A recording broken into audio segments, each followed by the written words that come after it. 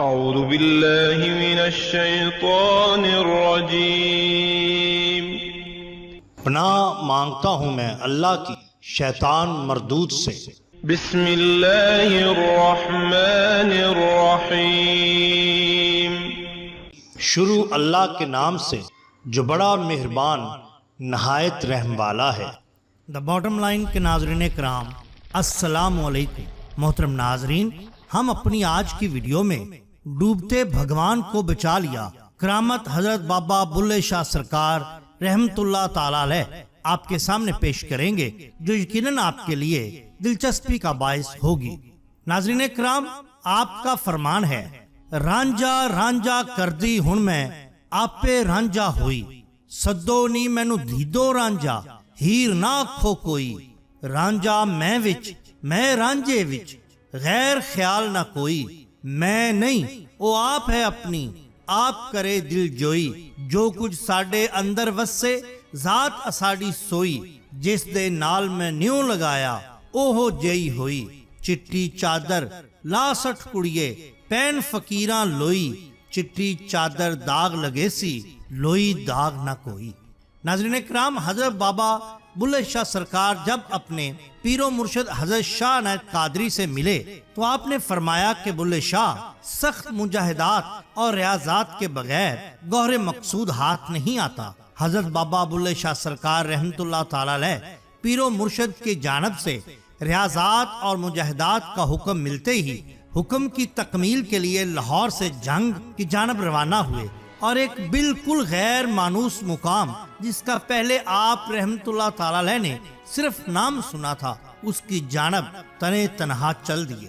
حضرت شاہ عنایت قادری شتاری رحمت اللہ تعالی علیہ بھی اپنے مرید کی باطنی اور روحانی طاقتوں سے آگاہ تھے۔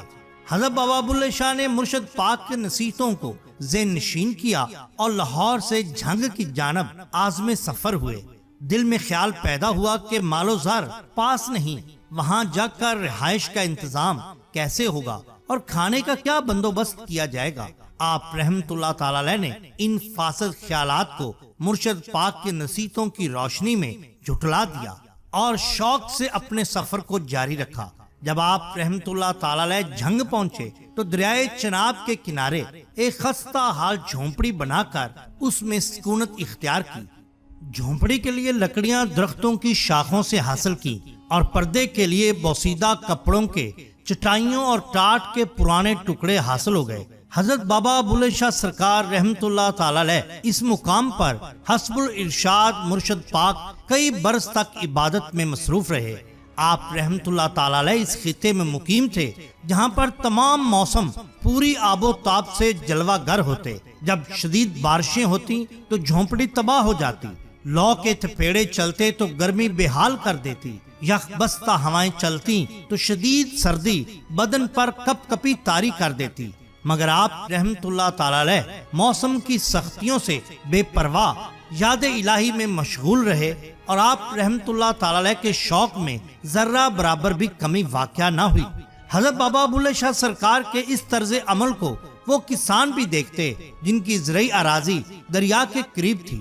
ان لوگوں نے جب دیکھا کہ ایک نوجوان دنیا سے بے نیاز عبادت الہی میں ہر وقت مشغول رہتا ہے اور دوسرے درویشوں کی طرح کسی کے آگے دستے سوال نہیں کرتا، تو ایک دن ایک کسان صبح سویرے مکی کی چند روٹیاں اور ساگ لے کر آپ رحمت اللہ تعالی علیہ کی خدمت میں حاضر ہوا اور نہایت ادب سے عرض کی، حضور اگر آپ رحمت اللہ تعالی علیہ اسے کھا لیں تو مجھے بہت خوشی ہوگی۔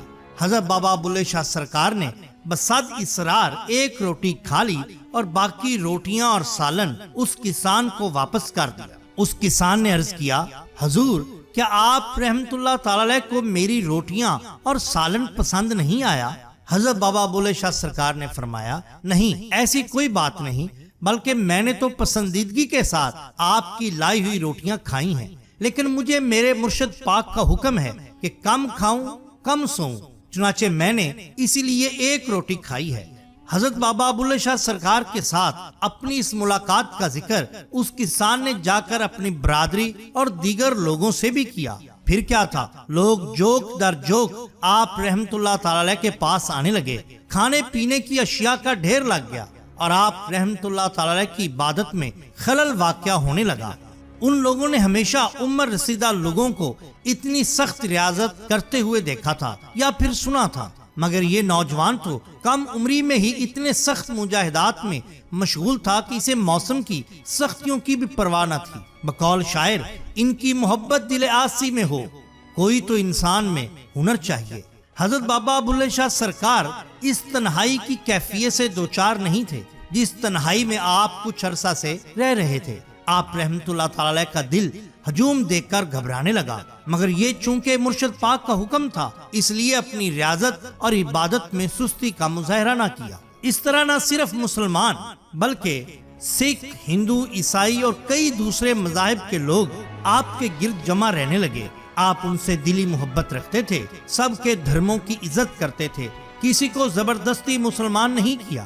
اس لیے لوگ شریعت کے مشکل مسائل سیکھے بغیر ہی جوک در جوک اسلام لانے لگے۔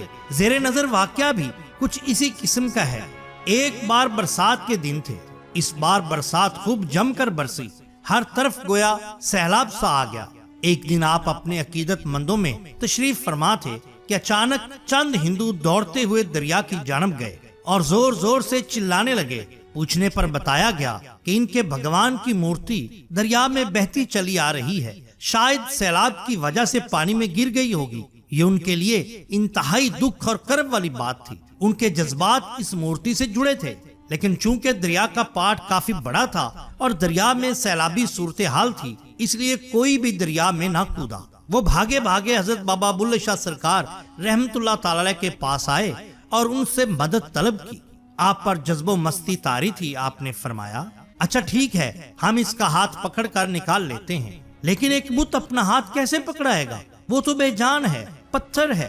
ہندوؤں نے التجا کی۔ آپ سرکار نے فرمایا، وہ پتھر ہے، ہم تو نہیں ہیں۔ یہ کہہ کر آپ دریا کے کنارے گئے اور آواز دی کہ اللہ کے حکم سے اپنا ہاتھ آگے بڑھا۔ یہ کہنا تھا کہ ایک تیز لہر نے بت کو دریا کنارے پر لا کھڑا کیا۔ آپ نے ہاتھ بڑھایا، بت کا ہاتھ آگے بڑھا، آپ نے اس کو پکڑ کر باہر نکال لیا۔ یہ دیکھ کر ہندو دنگ رہ گئے کہ کیسے ایک ولی نے پتھر سے کلام کیا۔ فوراً قدموں میں گر گئے، کلمہ شہادت پڑھ کر سب کے سب حاضرین جو غیر مسلم تھے آپ کے ہاتھ پر اسلام لے آئے اور آپ کے ساتھ رہنے لگے۔ ناظرین اکرام، یہ شان ہوتی ہے اولیاء اللہ کی۔ ہم ہر ماہ لنگر غوثیہ کا اہتمام کرتے ہیں، جس میں دوست احباب اپنی حیثیت کے مطابق حصہ ڈالتے ہیں۔ اگر آپ بھی لنگر غوثیہ میں حصہ ڈالنا چاہتے ہیں تو اس نمبر پر صرف 50 روپے کا جائز کیش کرا کر اپنا حصہ لنگر غوثیہ میں ڈال سکتے ہیں۔ اگر آپ کو ہماری یہ ویڈیو پسند آئی ہو تو لائک کیجئے، سبسکرائب کیجئے ہمارے چینل دا باٹم لائن کو، تاکہ ہم آپ کے لیے اور بھی بہترین ویڈیوز لا سکیں۔